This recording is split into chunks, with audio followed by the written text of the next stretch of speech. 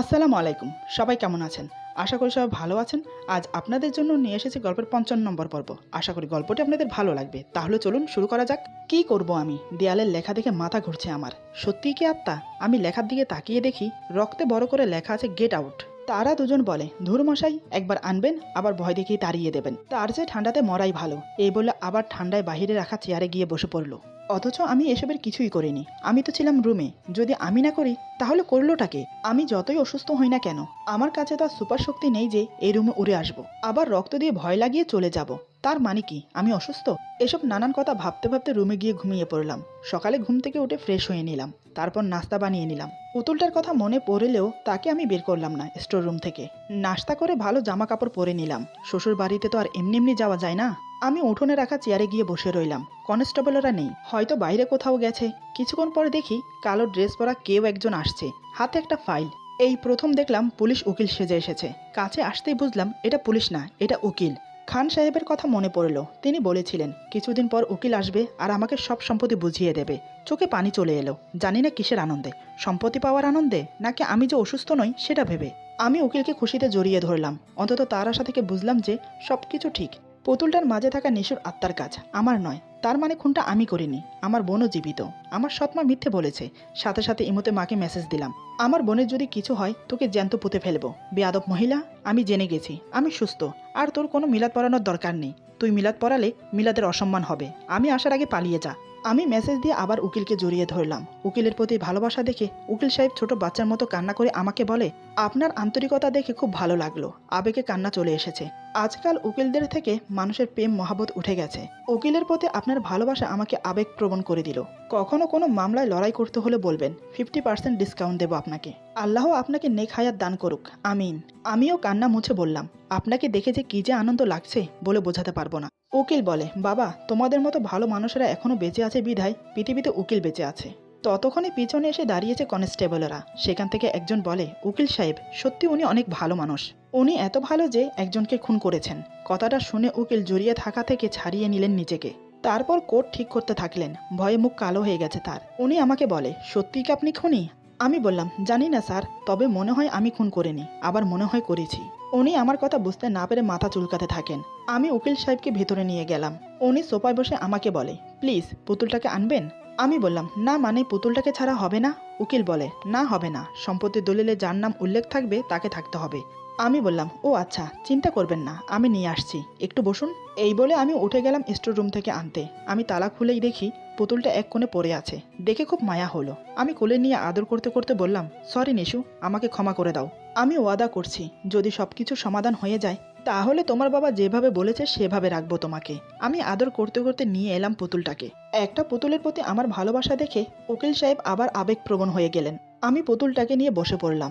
সব সম্পত্তি পাওয়ার জন্য খুশি মনে উকিলের দিকে তাকিয়ে রইলাম। তিনি উইল পড়তে লাগলেন। আমি আসিফ খান, আমার যাবতীয় যত অস্থাবর আস্থাবর সম্পত্তি আছে সব সম্পত্তি আমার মেয়ে নিশু মানে পুতুলটির নামে লিখে দিলাম।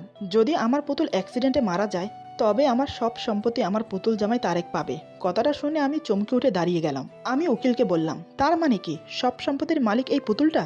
উকিল বলে, একদম সব সম্পত্তি। আমি বললাম, পুতুলটা অ্যাক্সিডেন্টে মারা গেলেই আমি পাবো সম্পত্তি? উকিল বলে, হ্যাঁ, আপনি ঠিক শুনেছেন। আমি হাঁ করে রইলাম। উকিল ধন্যবাদ দিয়ে চলে গেল। আমি ভাবতে লাগলাম, তার মানে কি সব সম্পত্তি আমার হবে যদি পুতুলটাকে আমি খুন করি? একটা পুতুলকে খুন করা তো আর সম্ভব নয়। টেনশনে কেটে গেল একটা দিন আরেকটা রাত। রুহি ফোন দিয়েছিল একটু আগে ইমোতে। ভিডিওতে দেখিয়েছিল তার বিয়ের প্রস্তুতি। সে আমাকে ফোন দিয়ে হলুদের সব কাপড় চোপড় দেখালো। সে কাঁদতে কাঁদতে বলে, এই দেখো তোমার রুহির হলুদের শাড়ি, এই দেখো তোমার রুহির হলুদের স্টেজ, আরও দেখবে, দেখো এই হাজারো রকমের কসমেটিক তোমার রুহির। আর এসব হাজারো জিনিসের মধ্যে আমার প্রিয় কোন জিনিসটা জানো? এই বিষের বোতল। ভেবো না এটা কোনো কম দামি বিষ, অনেক দামি বিষ। খেলেই শেষ, একদম ওপারে। যাবে আমাকে আনতে? গেলেও আর লাভ হবে না।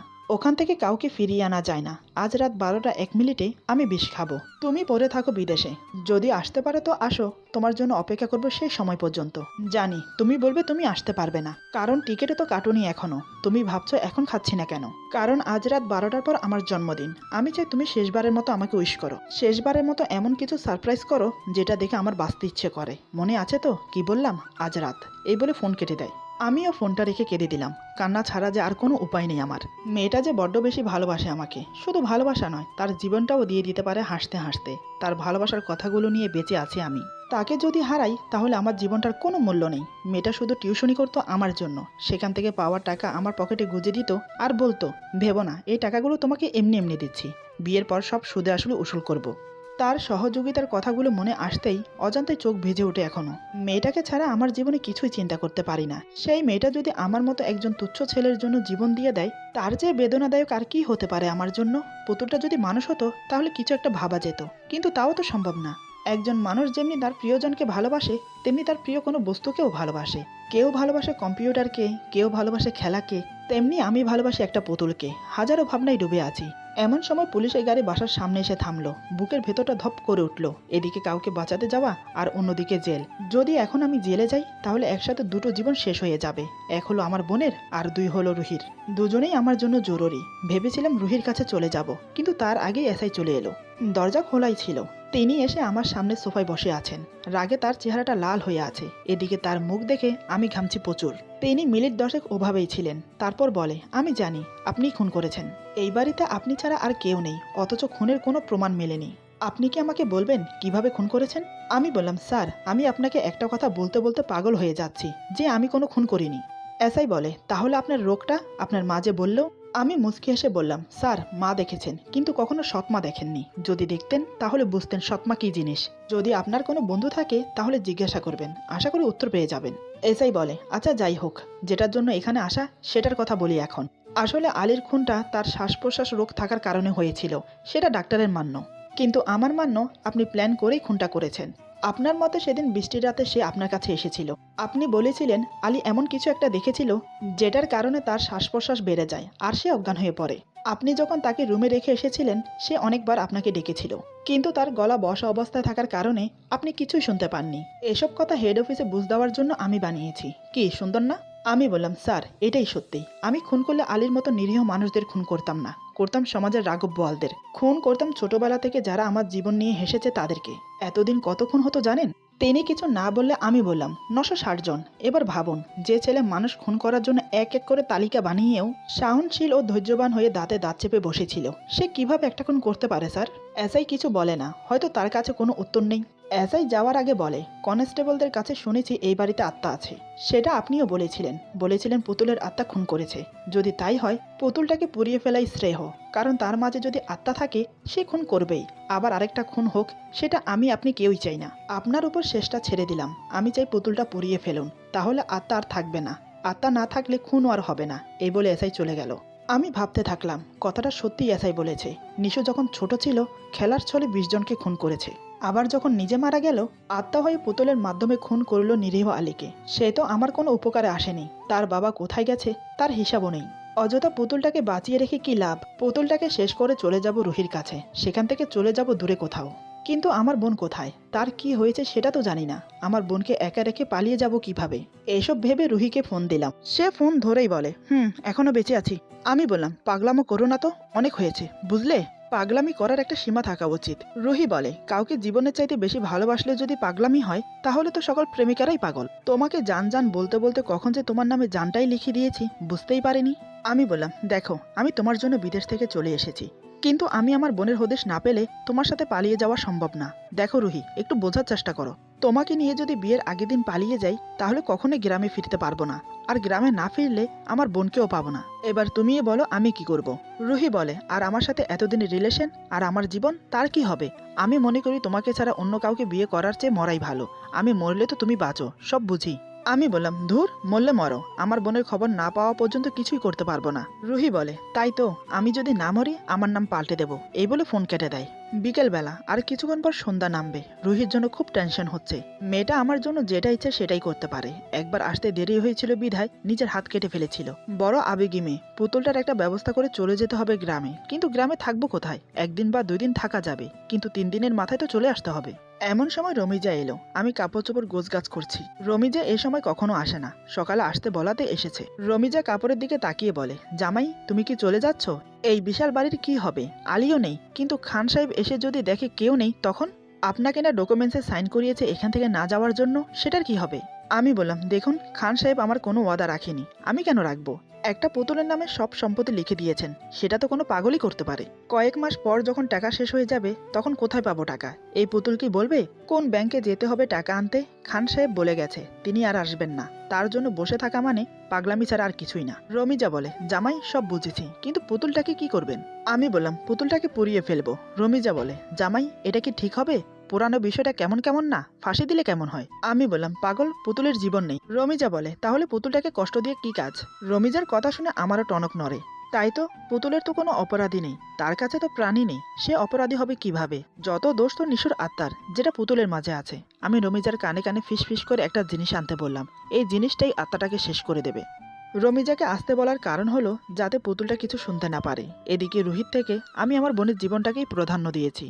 একজন ভাইয়ের কাছে তার বোনের জীবনে যে বড়, এমন অনেক লক্ষ প্রেমিককে পাওয়া যাবে যাদের কথা তার প্রেমিকারা বিয়ের পর আর মনে রাখেনি। তাই আমিও মনে করি রুহির বিয়ের পর সেও আমাকে ভুলে যাবে। প্রতিটা মেয়েকেই একদিন না একদিন তার স্বামীকে ভালোবাসতেই হয়, একদিন সেও বাসবে। তবে এখন শুধু রুহির জীবনের প্রশ্ন। চিন্তা করছি তার মা বাবাকে ফোন করে বলে দেব যাতে সে আর আত্মহত্যা করতে না পারে। এরই মধ্যে রমিজা জিনিসটা আনতে গেছে, আমার কাছে আর অল্প সময় আছে, তারপর চলে যাব গ্রামে। পুতুলটা আমার সামনে বসা, যেন মনে হচ্ছে বড্ড অনাথ। তার সরল চেহারা দেখে যে কেউ বুকে জড়িয়ে ধরবে।